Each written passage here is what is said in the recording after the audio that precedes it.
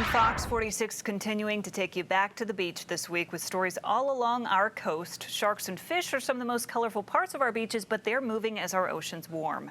Fox 46 meteorologist Elisa Raffa takes us to the fishing pier tonight.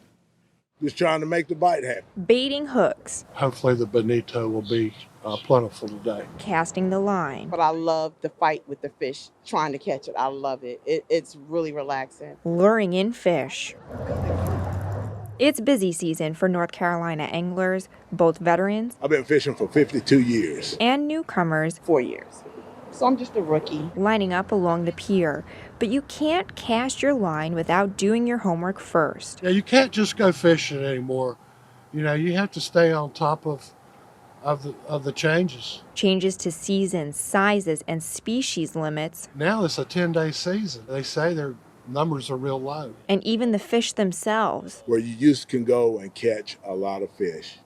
Nowadays, it's like very subtle. You have to you're really challenged on catching fish now. Dr. Janet Nye is a fisheries ecologist at UNC. Fishermen are used to fishing one species where they live, and those fish move out of the area, then they have to figure out a way to adapt to that. She's using these tanks to change the water temperature to figure out what's too hot and what's too cold for these fish. Fish are cold-blooded, and so every single aspect of their life is dictated by temperature. Even a 1-degree water temperature difference can affect their metabolism, how they grow, and when and where they migrate.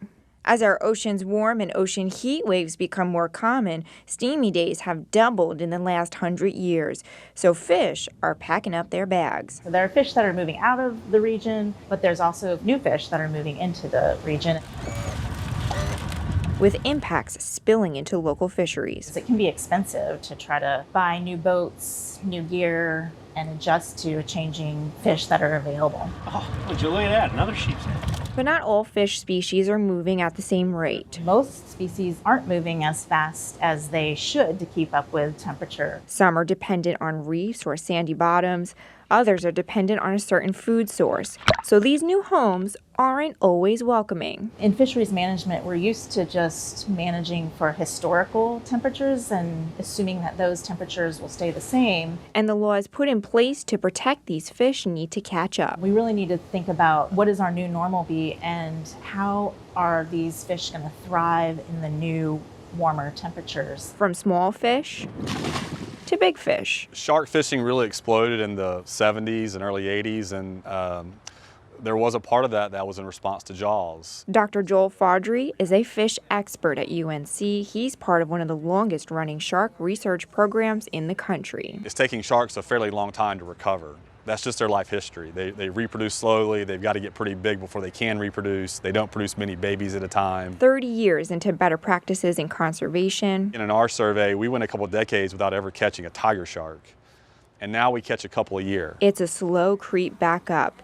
And the diverse water temperatures and habitats of our state. So North Carolina is visited by over 50 species of sharks. They range from fairly small sharks to some of the larger ones. Make it a good home. They're here different times of the year. Some pass by in spring and fall. Some are here in the summer. Some are here in the winter. Like fish, shark migrations are triggered by seasonality and water temperature.